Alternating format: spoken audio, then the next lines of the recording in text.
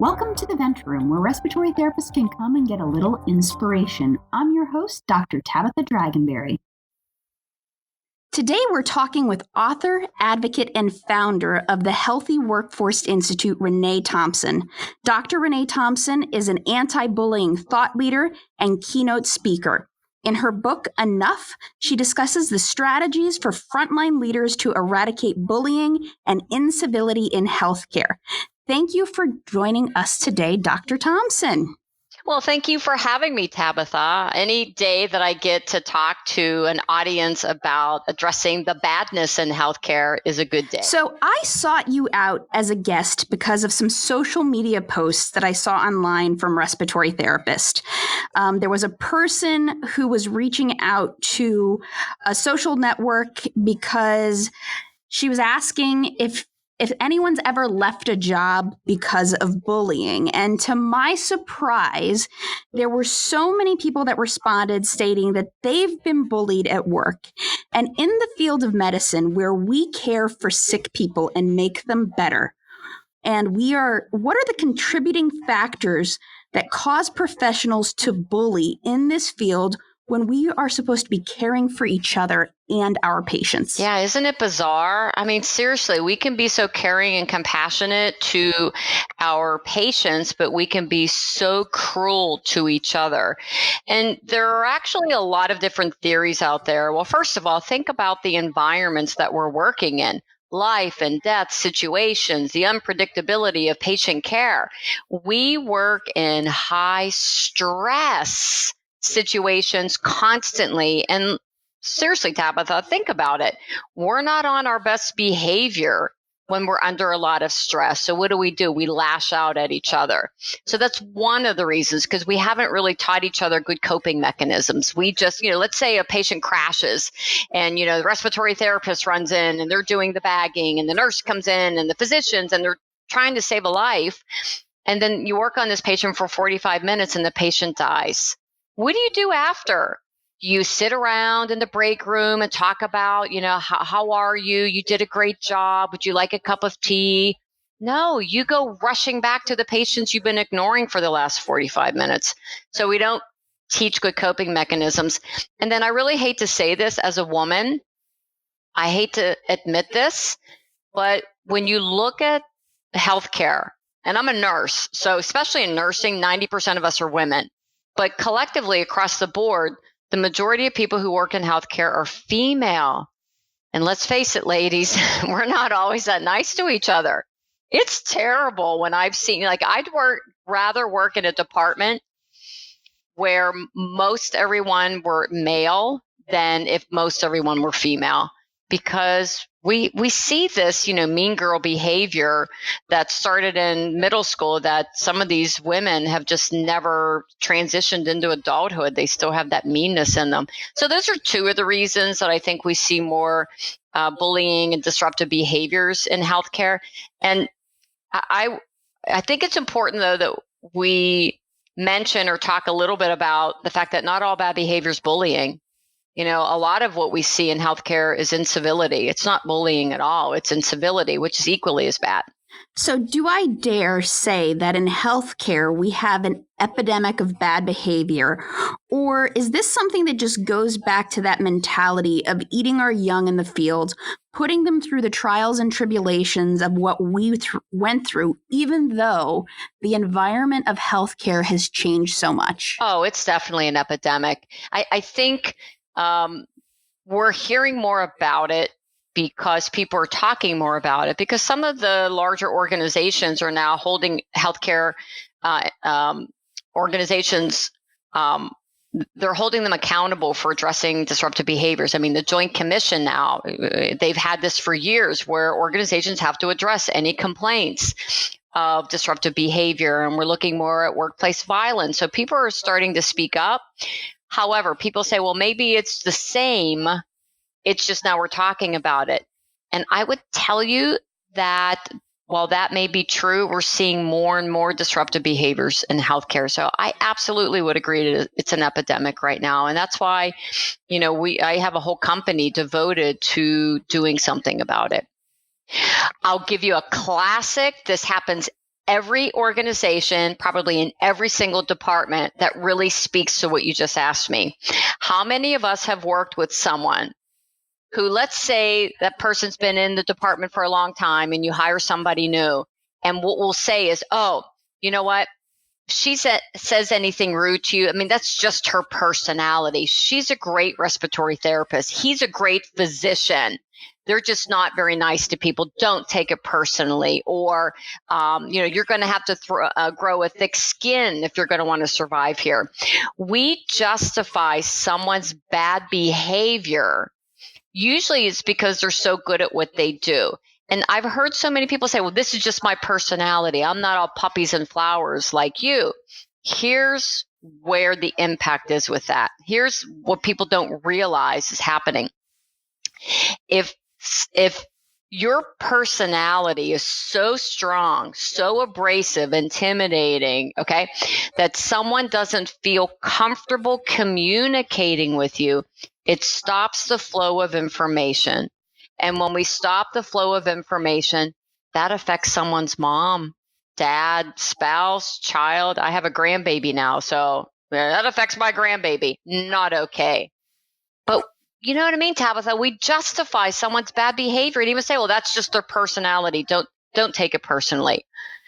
I say that we have to stop that. We have to stop justifying somebody's bad behavior just because it's their personality and they've been there for decades or they're really good at what they do. At the same time, when you think about it, right? So now patient satisfaction scores are tied to reimbursement and the money that's coming back to the hospital. If that person with that bad behavior would be treating their patients like this, I don't know how administration would feel if they're getting the reimbursement and satisfaction scores are decreasing. I mean, I think one of my favorite leaders in industry is the gentleman from Virgin Atlantic. And he says, you know what? Yes, it's about the customers, but I treat my employees first, and they will then give me the satisfaction and give those patients the care that they need.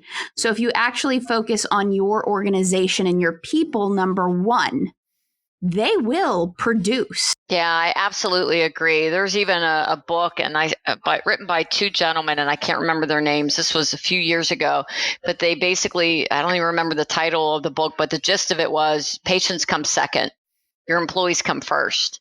And I think, and to your point where you said, are they treating their patients that way? I actually find that some of the people who work in healthcare who are very disruptive, they tend to not be disruptive right to the patient. But here's what happens, because I've done a lot of research and I've talked to, thousands and thousands of people who work in healthcare. And up until 2 years ago, I still practice as a bedside nurse. So, I mean, I have, current knowledge.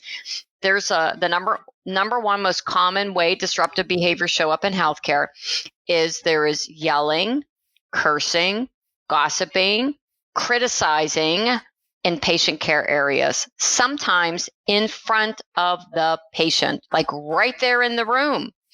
But a lot of times it's happening out in the hallway or in that centralized nurses station. Like, I don't know what makes any one of us think that there's this invisible force field out around the nurses station that nobody can hear what you say.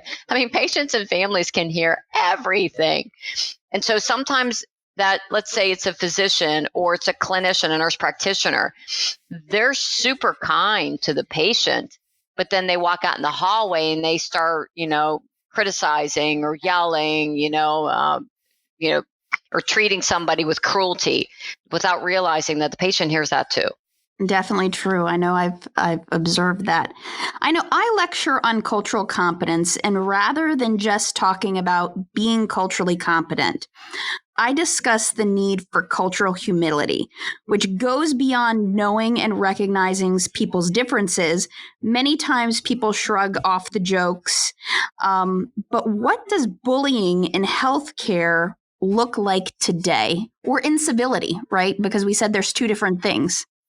Yeah, well, and I think maybe it would be important for your audience, your listeners, to understand the difference because, again, people call all bad behavior bullying.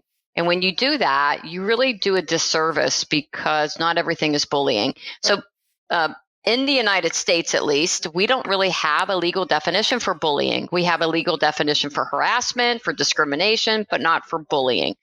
But generally speaking, the agreed upon definition is it's basically the repeated patterns of disruptive behavior with the conscious, I know I'm doing this to you, or unconscious attempt to do harm. And when somebody reaches out to me and they want to, sort of pick my brain, or they'll say, I don't know if I'm being bullied or not, I always look for three things. First, there needs to be a target. So let's say, Tabatha, I work with you and another group of respiratory therapists, and I'm fine with everybody else. I just don't like you. So anytime I work with you, I find a reason to criticize you. I set you up for failure. I undermine anything that you say or do. I'm fine with everybody else. It's just you. So that target could be one person or a small group of people. Maybe it's, you had mentioned about, we eat our young. Maybe I'm an experienced RT or a nurse, and I've been in that organization for decades, and I don't like any of you young whippersnappers coming in thinking you know all that. So I will target all the new people, but there has to be a target. The second criteria is that it has to be harmful. So if I roll my eyes at someone, is that harmful to them? Like, think about it. Eye rolling by itself, is that harmful? It's really not. I mean, it's not nice, but it's not harmful. But if I don't give you all the information that you need to go in and care for that patient because I want to set you up to fail and make you look bad, now we're talking harm. And then the third criteria, the behavior has to be repeated over time. It can't just be one time I get testy with you in a crisis situation. And what I find in organizations, I do a lot of consulting. So I kind of go in, I pull back the covers, and I lift up the gown to sort of, see what's going on underneath.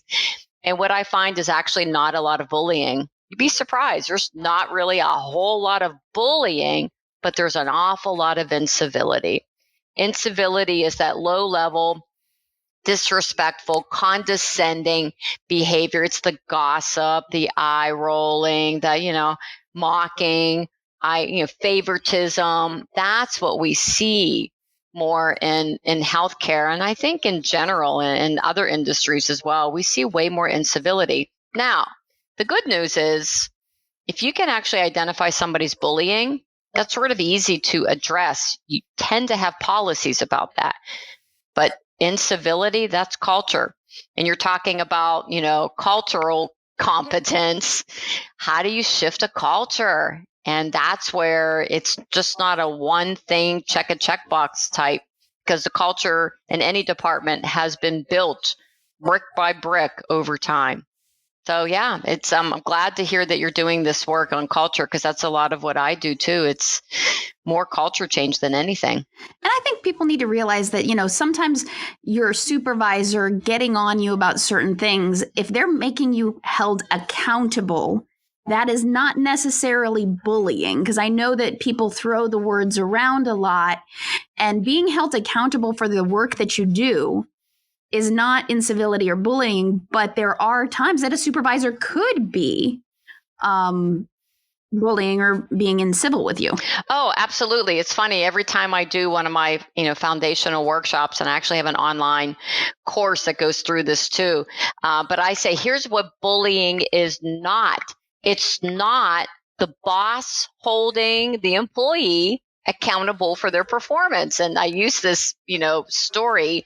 I exaggerated it a little bit, but, for effect. Somebody reached out to me and they said, my boss is the bully. I'm like, all right, well, what did your boss do? My boss wrote me up. What did your boss write you up for? For calling off. How many times did you call off? 57 times. Okay, it really wasn't 57. It was like 12 times. But I'm like, that's not bullying. When your boss is holding you accountable for your job, that's not bullying. But a lot of times, as soon as you confront someone, they pull that bullying card. Constructive feedback. Constructive criticism is not bullying. And this is something, Tabatha, that I think the listeners, it's important to understand this. This is what's happening. We talk about, is there an epidemic? We look at trends.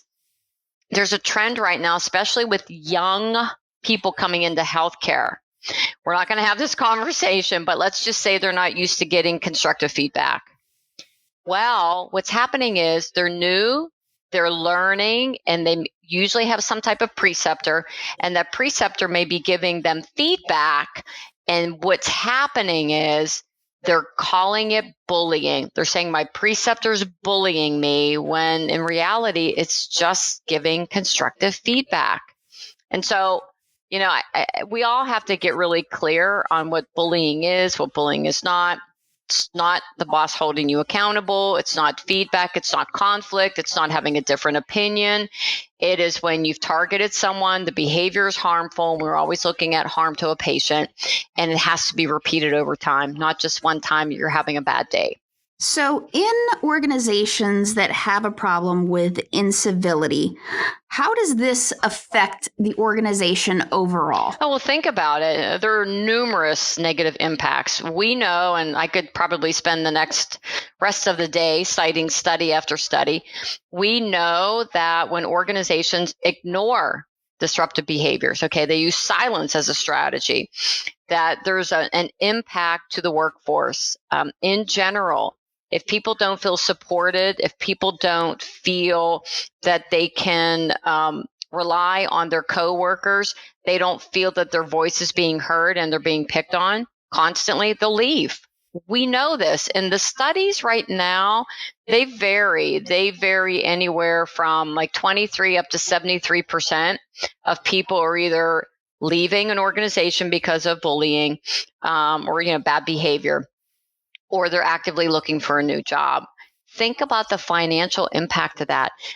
There's a great article that I read not too long ago about, I'm a nurse, so most of what my knowledge is in the nursing world. But to replace one experienced nurse, it can be upwards towards $145,000 in 1 year to replace that nurse, especially if that nurse has experience and they have a specialty.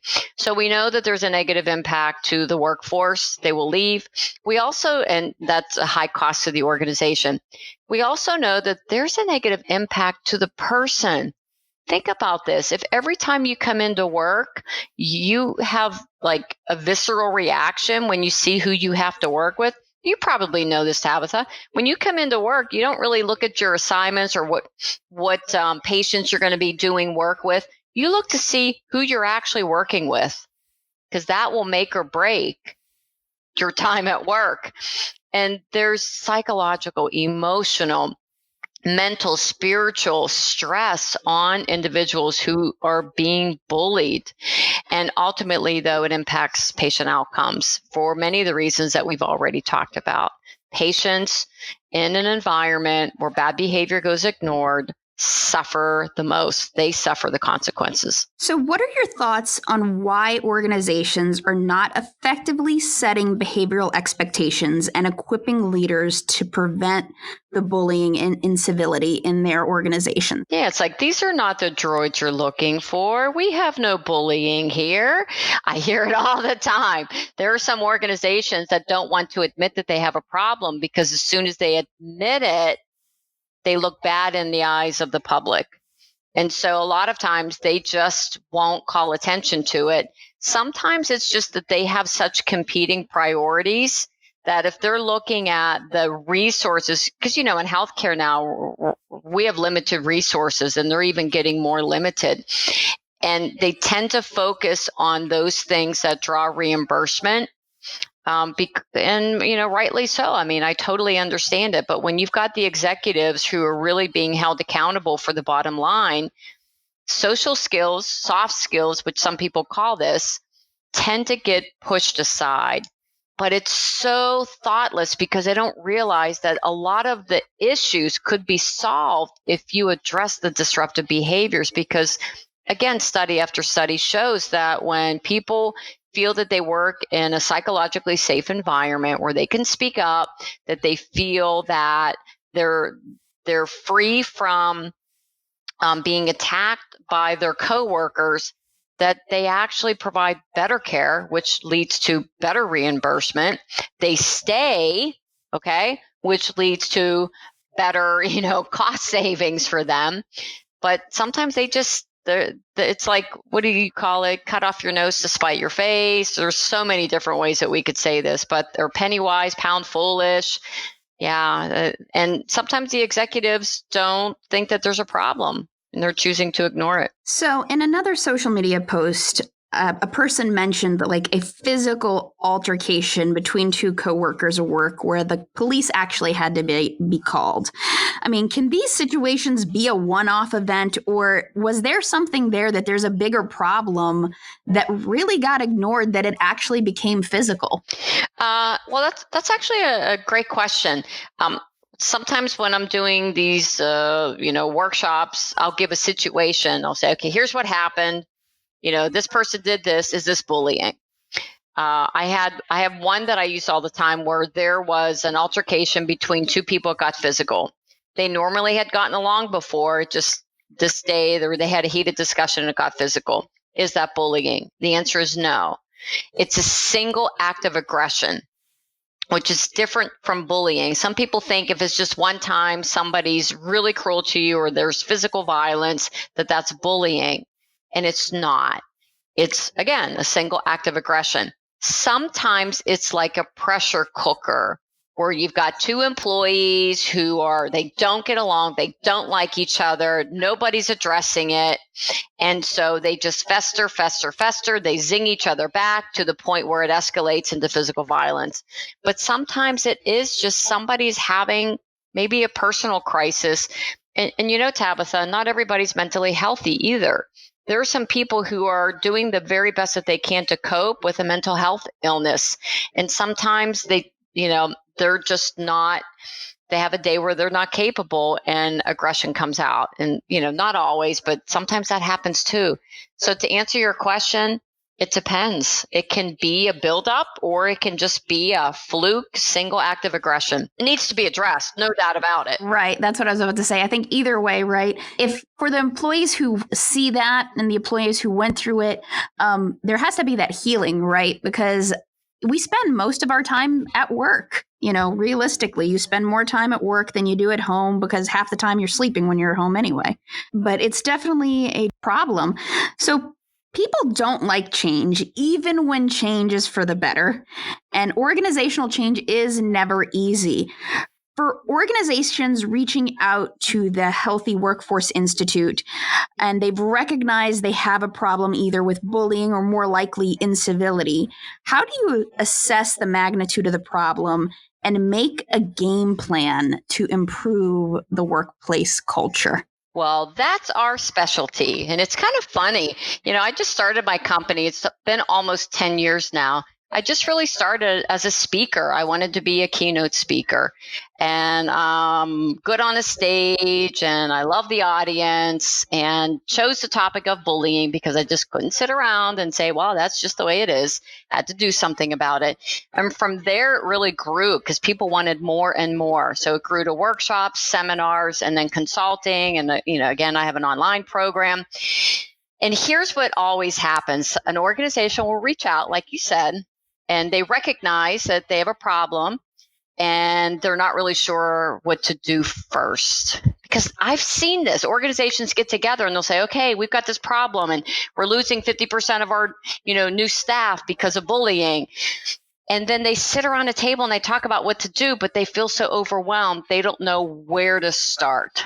So what I always like to do is, like I said, I go in, I pull back the covers, I lift up the gown. Before you can solve a problem, you have to fully understand the problem. Because a lot of times what's happening on the front line, the administration team, they don't really know. They don't know what's happening on the ground level. So what we do is we go in, we figure out what's going on, and then based on what we find, we make a recommendation. Now, we do have a framework that we follow. There are 3 areas that we focus on. One is strengthening the organization. So we take a look at policies, process. We look at curriculum. So when you're bringing in new people, are you talking about behavior? Because you had mentioned before that they don't do a good job setting behavioral expectations. So we talk about that. This is how we treat each other here, okay? Right from the beginning. We actually get a committee together, multidisciplinary, that oversees culture change. So there's a lot involved in strengthening the organization as a whole. The second part is we take a look at equipping our frontline leaders with the skills and tools that they need to set behavioral expectations and hold their people accountable. Because I was a frontline leader before, and let me tell you, nobody's teaching us how to have a conversation with our best employee. When I say best, clinically best, who is toxic. So that's what we do. We equip those frontline leaders. And then the third is, you can't just sit around a table with a group of leaders and say, wow, how are we going to handle this? You have to involve your employees as part of the solution. So the third is we empower the employees to get involved.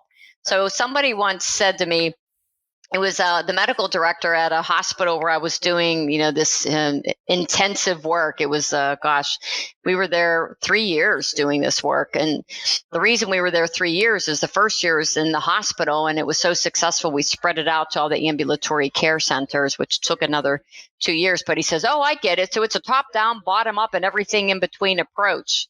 I said, exactly. Because again, you can't just focus on one piece, check a checkbox and say, okay, we've taken care of the problem. So first, we have to figure out what's really happening. And then second, we take a look at that framework, and then where the greatest need is, we start there, which generally speaking, Tabatha, involves equipping those frontline leaders. We usually start there. No, that definitely sounds like an approach. You have to take it from all angles, just like the way you would take a differential assessment of a patient, you have to look at it as, okay, what are the possible causes, and rule everything out and get you down to your nitty gritty to see what you can fix first, right? Treat the life-threatening items first, or educational or like organizational life-threatening things, because turnover and money, losing quality employees because of bad behavior in the workplace is really just a never event, right? It shouldn't be happening. Like I was saying, in our adult lives, we spend more time at work. I can't imagine the anxiety someone who is being bullied or getting in civil treatment feels as they prepare, right? Because it can actually cause physical and mental harm when someone's being bullied at work or they're in an incivil organization. What would be a good first step to take? Mm-hmm. I always say, first of all, identify the behavior. If I thought you were bullying me and I walked up to you and I said, you're bullying me, you're a bully, what does that mean? That's not helpful, okay? But first is to get crystal clear on what this person is doing. So you identify the behavior. Is this person yelling at you in front of people? Is this person setting you up to fail by deliberately giving you wrong information? Is this person refusing to give you report? Okay, so what is this person doing? So identify the behavior. And what I always say comes next is then you name the behavior. You're yelling at me. You just called me an idiot in front of people. I want to give you a report on this patient and you turned your back to me. Okay, so it's naming the behavior.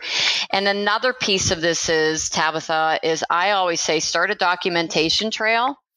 As soon as somebody starts treating you in a way that you believe is harmful to patients at some point. So start a documentation trail, even if you never have to turn it in.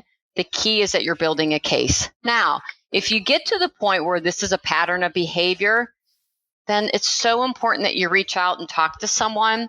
I always say, talk to maybe a coordinator in your department, unless the coordinator's the problem, okay? Go to your boss, unless your boss is the problem. In most organizations, there's somebody in an education role who you don't report to, and they can be a really great resource for you to reach out to let somebody know this is happening, to get their help. So it's first get really clear on what's happening. What's the behavior? Name the behavior. I'm big on scripting.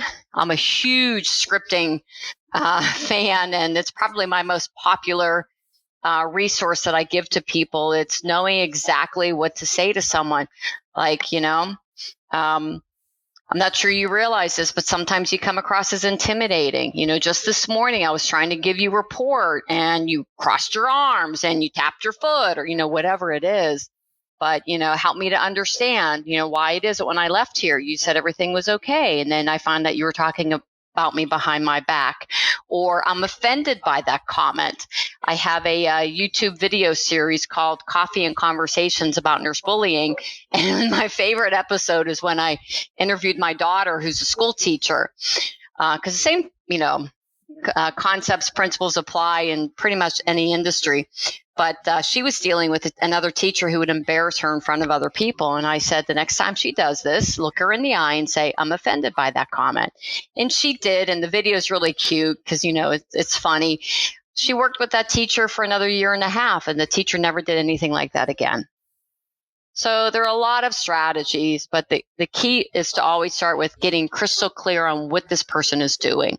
Basically, like getting down to calling them out on, this is what you're doing, this is how it makes me feel. And if they don't respond, then you can move through that documentation trail. Let's say a person takes these steps and they do go to, they get their documentation, they've called out the behavior, they reach out to their leadership, that educator, and they don't feel like anything is happening. What are the next steps before the person decides that, screw this place, I don't need to feel anxiety. Yeah, I'm anxiety to get out of work and bounce to another organization that might have a better culture. Right. I get asked this question all the time. I've had so many people reach out to me and say, I'm at my wit's end. I've gone to my boss. Nothing's being done. First of all, I always say, don't assume nothing's being done just because you don't know the results. So let's say you're working with somebody who's treating you in a way that's really cruel, and you've documented, you've gone to your boss, you've done your part, you've tried to address it, and it continues. And again, you've gone to your boss and you have documented and turned in the documentation and you don't see anything happening. Don't assume that nothing's happening, because the information is whatever they decide to do to that person is confidential. Okay. They're not going to tell you, okay, they got a written warning, or they just got a final written warning, or I suspended them, but it's just a paper suspension. You'll still see them. They don't do that. However, chances are they may not be doing anything about it. What's really important, and which is a huge missing piece that I find, is in your documentation, you have to get really clear on how that person's behavior aligns with patients. How does it align with some type of potential risk to a patient? I don't know about you, but I'm not going to be wasting my time documenting eye rolling. Do you know what I mean? But if somebody refuses to take report from me, that's going to affect a patient. Or somebody's yelling at me in front of a patient, that affects a patient. I'm going to include that. So make sure your documentation includes that type of alignment, and then file a report. File a complaint with human resources.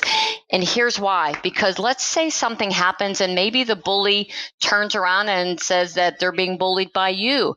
You want to have a record that you went to HR.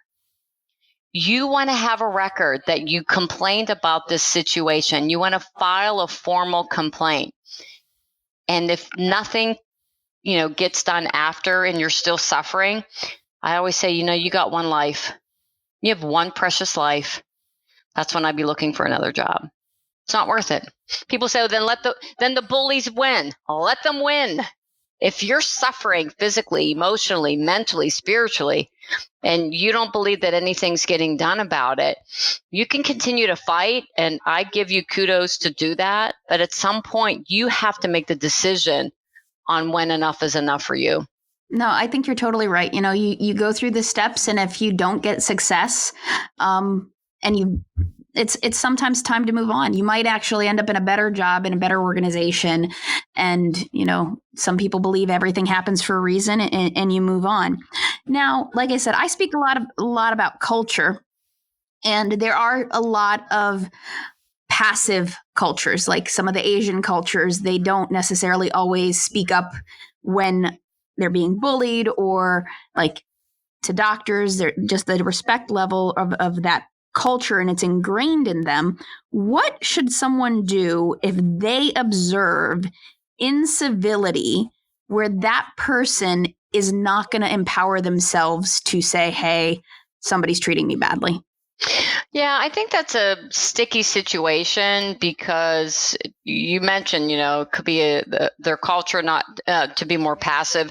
I think we always have to look at we have an ethical responsibility to our public to make decisions based on what's best for the public.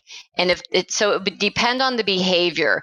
If I felt that behavior, even though it wasn't directed towards me, was impacting patient safety, patient quality of care in any way, then I have an ethical responsibility to speak up. And actually the most powerful intervention to stop the cycle of bullying is for the witness to speak up, not the target. It's for the witness to speak up on the target's behalf. And that's a scary thing to put yourself out there, because it makes you very vulnerable. But again, I would ask everybody to take a step back and say, if your mom was, the patient, would you speak up? I bet you would. And so we have that ethical responsibility. Do you think this is a worldwide issue or just an American healthcare culture issue? Oh my gosh, it's a global issue. It's global. I have people reaching out to me from all over the world, asking for help. Australia is, and I pray for all of them right now going through the bushfires, but there's a lot of focus right now on bullying in Australia, the UK, New Zealand is another country that's really on the hot seat right now, looking at disruptive behaviors. Canada is another one. I mean, the United States. I don't know any country that's immune to this problem. For somebody who's a current leader or someone who wants to be a future leader, how can they prepare themselves to handle these situations of incivility in the workplace and manage them? Well, first of all, you can't expect people to adapt their behavior if they don't know their behavior needs to be adapted. So I always say it starts with heightening awareness. And you heighten awareness by having honest conversations with people. It's like, look, we may give really good care here, but the way we treat each other is not okay. Or have a conversation with that toxic clinician by saying, look, you may be excellent at what you do, but you're mean to people, and that's not okay. Like, I need you to be a professional role model too. So it's being very honest, and sometimes even heightening that awareness can be just naming the behavior. I just saw you roll your eyes at her, or you're yelling right now, you're cursing, because, oh my gosh, the potty mouths in healthcare. I hear people dropping the F-bomb and the S-bomb and the B-bomb, and people are just not being very professional. And so it's heightening awareness of behaviors that truly undermine a culture of professionalism and respect. And once you heighten the awareness, then it's about getting together as a department and setting behavioral expectations, creating the vision for the type of culture that you want to create. As the leader, you say, here's what I want to create: professional, supportive, respectful workforce culture. What does that look like to you? And then you get your employees involved and getting clear on the behaviors that you want to see. They need to start confronting bad behaviors. Leaders use silence as a strategy all the time. And then it's about the hard wiring and sustaining that culture once you get there. And that includes things like, how do you hire people? One bad apple ruins the bunch, right? So you got to make sure that you're hiring the right people. Don't hire for skills, hire for character, hire for behavior.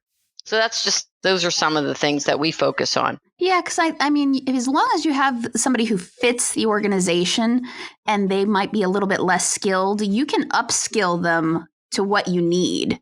But it's harder to, you can't change someone's personality and make them fit. Exactly. I just wrote an article not too long ago about, is this something you can train? Like, can you fix, or do you need to fire them? And there are certain characteristics that, no, you can't fix this. Like, this is an integrity issue, okay? This is a character flaw. Like, I had a leader telling me that she found out her assistant manager was falsifying the reports that she had to send in that looked at their quality scores. She took the one after she delegated it to her 6 months before. She took that report and she just changed the date and sent that in every single month. And I thought, and she's like, and I said, well, and she gave me about 6 other examples of things that she was doing that was just really inappropriate. Like the people were drowning and she's sitting there having a, conversation with somebody on Facebook. I said, this is not something you fix. Somebody's stealing, somebody, with overt cruelty. These are character flaws. You don't train these. So again, think in terms of, you can teach anybody almost any skill, but you can't teach character. And then for those interested in getting hold of you and the Healthy Workforce Institute that might be saying, hey, you know what, we have this bad behavior and we don't know where to start. Because again, you're right, it gets very overwhelming, and trying to pinpoint where is the best starting point when you're trying to change a culture, it's very difficult. Yeah, it's definitely not easy. And that's why we're actually not always looking for every single organization to reach out to us for help. We want an organization that understands that the way their employees treat each other is just as important as the care that they provide. And from there, we just start with trying to figure out what they currently have in place. And then we customize everything that we do for that organization and really see the leaders there as a partner with us. So if anybody's interested, I would just say, hop on my website. There's an assessment that you can take that'll give you sort of a snapshot on how healthy is your work culture when it relates to disruptive behaviors. And then sign up for our, you could be a subscriber. We have 3 different portals. Either it says a nurse, but if you're a respiratory therapist, it's the same thing, a leader or an executive. And then you can schedule time to talk with me or somebody on my team, and we can figure out what would best serve you and your organization. And then I'll plug that your book Enough is on Amazon. So if anybody's interested in just reading, that they can do that. So Dr. Thompson, I really loved having you on. I think it's very important we talk about the elephant in the room of bad behavior in the healthcare workforce. Bullying and incivility isn't something that kids are just doing to each other, and it should be a never event in healthcare. So I really appreciate your time, and hopefully this helps the audience in understanding some of the differences between bullying and civility and being accountable, because they're very different things, but some people feel like they're being picked on. Exactly. Well, it's been a true honor having the opportunity to talk with you about this issue and to have this opportunity to speak to all of your listeners out there as well. So thank you. Great. Thank you very much. And you guys, we're looking forward to some new and other speakers coming on soon. Thanks. Bye.